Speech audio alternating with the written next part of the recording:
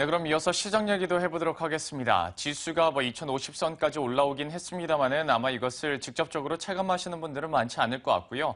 과연 시장 해석을 어떻게 해야 되고 또 전략적인 부분에서 우리가 어떻게 봐야 할지 전문가와 함께 이야기 나눠보도록 하겠습니다. 현재 신한금융투자 반포지점의 최승훈 차장 전화 연결돼 있습니다. 안녕하십니까? 네, 안녕하십니까. 네, 안녕하세요. 지수 자체가 절대값으로 보자면 2050선까지 올라오긴 했습니다만은 여전히 아마 우리 개인 투자자분들은 고민이 많으실 것 같은데요. 수급 얘기부터 한번 해보도록 하겠습니다. 외국인 같은 경우에 사줘도 걱정이고 이 쏠림 현상 때문에요. 안 사줘도 걱정이고 오늘장에서는 이제 매도를 하다가 소폭의 지금 매수세로 올라온 상황인데요. 과연 전반적인 수급 상황 어떻게 좀 분석을 하고 계신지가 궁금하네요. 예, 일단 외국인과 기관의 매매 패턴이 다소 방향성 없는 모습을 계속 보여주고 있는데요. 일단 결론적으로 말씀을 드리면은 외국인과 기관의 매매 패턴은 지금까지도 그렇지만은 향후에도 다소 방향성 없는 매매 패턴이 좀 더 이어질 것으로 예상을 하고 있습니다. 일단 여전히 미국의 금리 인상 우려감과 중국 우려감 등이 남아있고 또 수급적으로도 대형 외국인과 기관의 연말 수익률 마감을 앞두고 있다는 점에서 시장에서는 다소 제한된 흐름 속에서 방향성 없는 흐름이 지속적으로 나타날 것으로 예상을 하고 있습니다.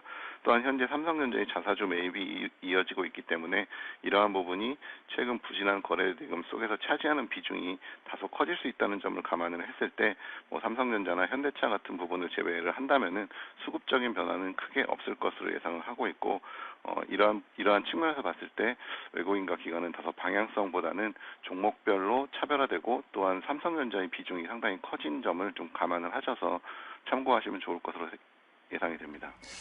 방향성 없는 매매 패턴이 외국인과 기관에서 이루어지고 있고 또 사는 종목만 사다 보니까 말씀해 주신 것처럼 삼성전자 요즘에 그리고 IT주들 얘기를 많이 하고요. 그리고 가격 메리트가 있는 종목들 그나마 조금씩 나오고 있는 상황인데요. 그래도 좀 사실 이 질문이 의미가 있을지는 모르겠습니다만은 우리 시청자 여러분들이 많이 궁금해하는 것이 대형주냐 중소형주냐 꼭 이걸 확인하고 싶어 하시더라고요. 좀 이 부분은 어떻게 보고 계세요?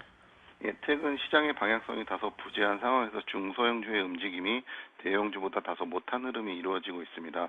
상반기와는 상당히 반대적인 흐름인데요.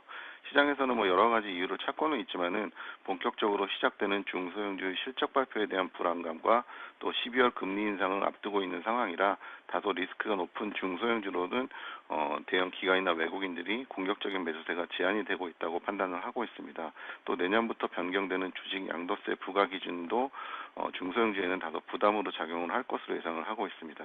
말씀드렸다시피 현재 국내외 정세나 수급적인 측면을 봤을 때 중소형주로 공격적인 매수세가 이어지기보다는 다소 차별적인 흐름이 나타날 가능성이 크고 전반적인 수급 상태는 거래소 쪽으로 치중될 가능성이 크기 때문에 중소형주보다는 거래소 종목군들이 연말까지는 다소 움직임이 좀 더 크게 나타날 수 있다고 판단이 됩니다.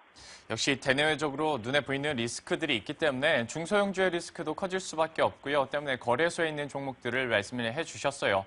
그렇다면 거래소 중에서 계속 주인공 역할을 하고 있었던 삼성전자 얘기해 보도록 하겠습니다.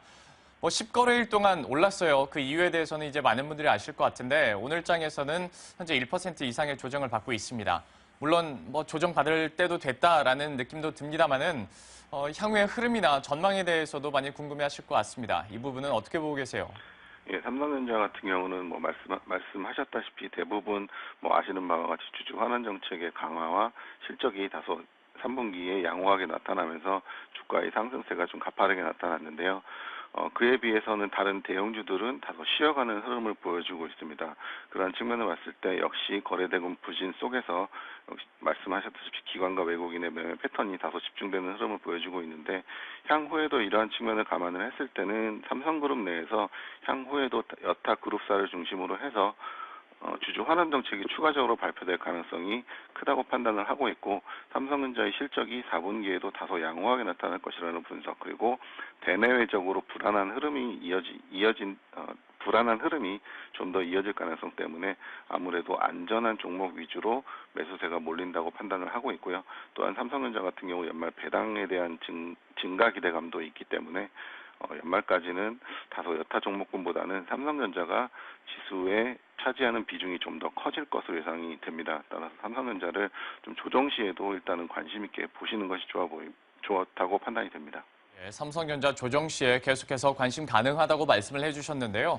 지금까지 답변해 주신 것들을 종합적으로 한번 체크를 해보면 그래도 8월 말에 1800을 코스피 지수가 찍었다가 2050선까지 올라오긴 했는데 아무래도 이것이 삼성전자의 영향도 컸고 그리고 수급 상황도 특별한 매매 방향성이 없는 가운데서 이렇다 보니까 2050선까지 올라오긴 올라왔는데 여기서 더 걱정해야 되는 거 아니냐라는 아무래도 우려가 많은 것 같습니다. 전반적인 시장 전략과 전망에 대해서 마무리를 해주시죠. 예, 역시 시장이 2000선 돌파 이후에 국내 증시는 특히나 좁은 박스권 흐름을 좀 이어가고 있는 상황입니다. 시장은 역시 말씀드렸다시피 미국 금리 인상 시기에 대한 불확실성 그리고 중국 우려감과 신흥국 전반적으로 부진한 상황 등으로 인해서 추가적인 상승 모멘텀이 일단 부족하다는 판단입니다.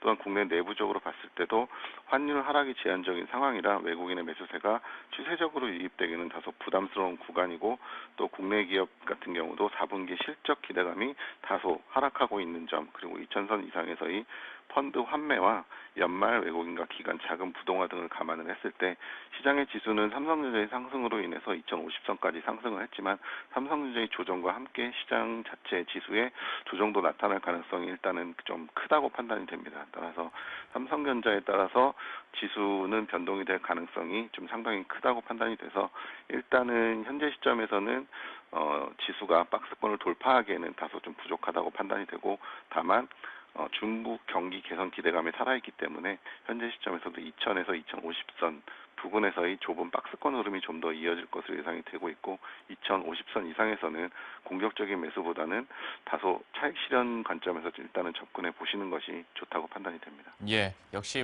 삼성전자로 시작해서 삼성전자로 끝날 수밖에 없는 시장인 것 같고요. 박스권 돌파 당분간은 조금 힘들다고 역시 말씀을 해주신 만큼 우리들도 전략 세울 때 조금은 관망 전략도 어느 정도는 필요해 보입니다. 지금까지 신한금융투자 반포지점의 최승훈 차장과 함께 전략 세워봤습니다. 고맙습니다. 감사합니다. 네. 자, 이렇게 시장 얘기까지 해봤고요. 이어서 앞서 전해드렸던 것처럼 대우증권 매물에 대한 그리고 그 매각에 대한 현장 플러스 이어가 보도록 하겠습니다.